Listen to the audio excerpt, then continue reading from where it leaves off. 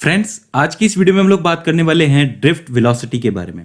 देखिए, पिछली वीडियो में हम लोगों ने जान लिया था कि किसी भी नॉर्मल मेटल या फिर नॉर्मल कंडक्टर के अंदर जो है इलेक्ट्रॉन्स जो है वो थर्मल वेलोसिटी के साथ इधर उधर जाते रहते हैं। हमें पता है कि कोई भी मेटल है उसके अंदर एक एटम से एक इलेक्ट्रॉन छूटेगा, इस तरफ मान लीजिए निकल गया, फिर वो बम्प होकर के दूसरी तरफ जाएगा, फिर तीसरी तरफ, फिर चौथी तरफ। इसी तरीके से बहुत से इलेक्ट्रॉन्स हैं जो कि थर्मल वेलोसिटी करते हैं।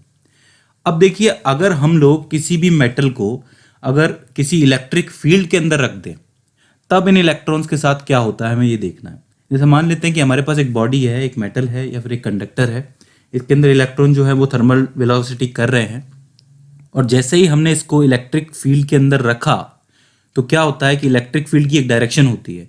इलेक्ट्रिक फील्ड में एक तरफ पॉजिटिव चार्जेस होते हैं, एक तरफ नेगेटिव चार्जेस होते हैं, जो कि कुछ इस तरीके से डिस्ट्रीब्यूट हो जाएंगे, ठीक है। और इलेक्ट्रिक फील्ड की डायरेक्शन ये है। अब देखिए, मान लेते हैं कि इस बॉडी के अंदर जो भी इलेक्ट्रॉन है वो इस डायरेक्शन के अंदर जा रहा है। अब वो इस डायरेक्शन के अंदर जा रहा है, चूंकि हमें पता है कि जो इलेक्ट्रॉन होता है वो नेगेटिव होता है नेचर से, क्योंकि उसका जो चार्ज है वो नेगेटिव होता है, ठीक है। तो उसकी एक प्रवृत्ति होगी कि वो जो पॉजिटिव चार्ज है, मतलब जो भी इलेक्ट्रिक फील्ड की वजह से जनरेट हो रहा है, उससे वो अट्रैक्ट होगा, उसके बीच में अट्रैक्शन फोर्स लगेगा, ठीक है। तो ये जो इलेक्ट्रॉन इस तरफ जा रहा है वो इस पॉजिटिव चार्ज की तरफ जो है वो अट्रैक्ट हो जाएगा और अपनी थोड़ी सी डायरेक्शन को चेंज कर लेगा। जैसे मैं एक इलेक्ट्रॉन के माध्यम से आपको दिखा रहा हूं कि कुछ इस तरीके से इसकी डायरेक्शन चेंज हो जाएगी, आप लोग देख सकते हैं, ठीक है। मतलब ये जहां इस तरफ रहा था अब ये इस तरफ चला गया, तो इसके बीच में इतना डिफरेंस आ गया। अब ये डिफरेंस किस वजह से आया? ये इलेक्ट्रिक फील्ड की वजह से लगने वाले फोर्स की वजह से आया।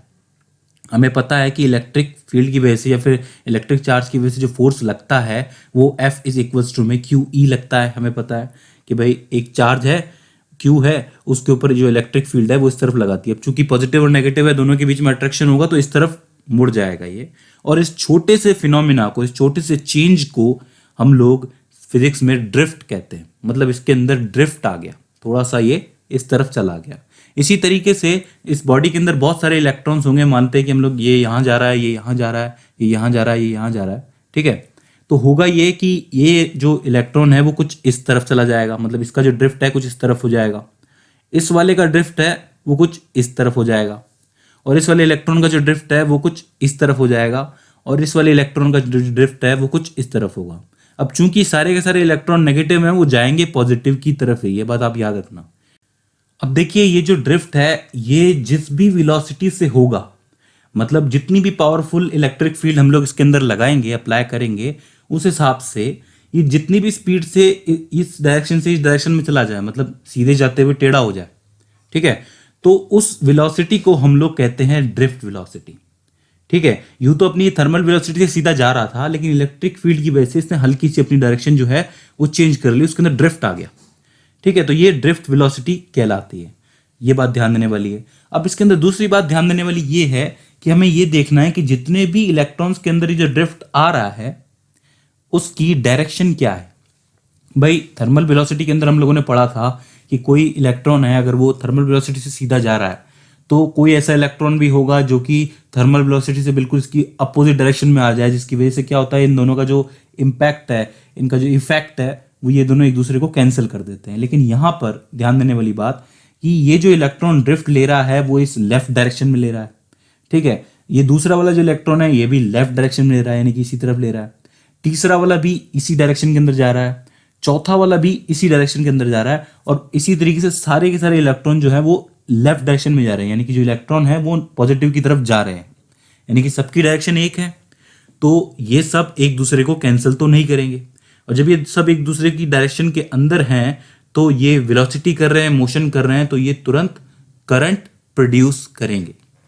पहले क्या हो रहा था थर्मल वेलोसिटी के अंदर कि डायरेक्शन क्या है, अपोजिट भी जा रही थी, उसकी वजह से इफेक्ट कैंसिल हो रहा था। लेकिन ये सारे अगर एक ही डायरेक्शन में मोशन करेंगे तो ये एक दूसरे के इफेक्ट को कैंसिल नहीं करेंगे और इलेक्ट्रिक करंट प्रोड्यूस करेंगे। तो यहाँ पर आप इसका फॉर्मूला भी बना सकते हैं कि drift velocity is equals to में, मान लेते हैं कि पहले इलेक्ट्रॉन की वेलोसिटी, ड्रिफ्ट वेलोसिटी v1 है, दूसरे की v2 है, तीसरे की v3 है, इस तरीके से vn तक जा रही है, divided by n is not equals to 0।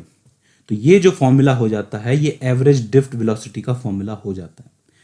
तो यहां पर हम लोग कह सकते हैं कि किसी भी कंडक्टर या फिर मेटल के अंदर करंट के लिए रिस्पॉन्सिबल जो वेलोसिटी होती है वो ड्रिफ्ट वेलोसिटी होती है। तो अब सवाल ये उठता है कि ये ड्रिफ्ट वेलोसिटी के करंट के लिए रिस्पॉन्सिबल है, तो इस ड्रिफ्ट वेलोसिटी की वैल्यू क्या है, मतलब ये करंट से कैसे रिलेटेड है। तो relation between electric current and drift velocity हमें निकालना है, तो उसका एक्सप्रेशन हम लोग निकालने वाले हैं अगली वीडियो के अंदर।